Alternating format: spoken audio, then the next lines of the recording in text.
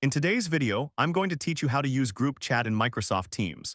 Whether you're collaborating on a team project or just need to keep in touch with a group of people in your organization, using group chat in Microsoft Teams is an efficient and straightforward way to communicate. Let's dive in and get started. First things first, you'll need to open Microsoft Teams.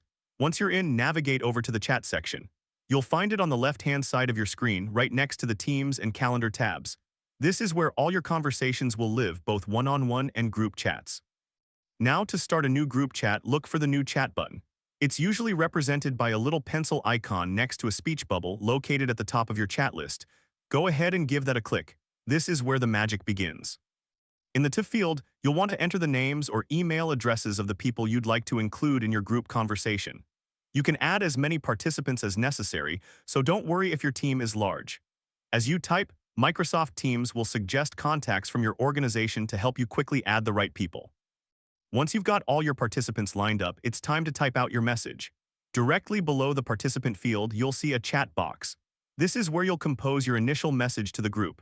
Whether you're kicking off a new project or just checking in, make sure your message is clear and concise.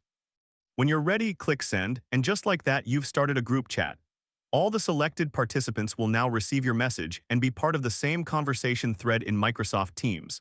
They'll be able to respond and contribute, allowing for seamless communication across your team. And there you have it, that's how you use group chat in Microsoft Teams. With this feature, you can keep everyone in the loop and ensure effective collaboration within your organization. Remember, practice makes perfect, so don't hesitate to explore and utilize this tool to its full potential. Thanks for watching, and if you found this tutorial helpful, be sure to check out our other videos for more tips and tricks on making the most out of Microsoft Teams. Happy chatting!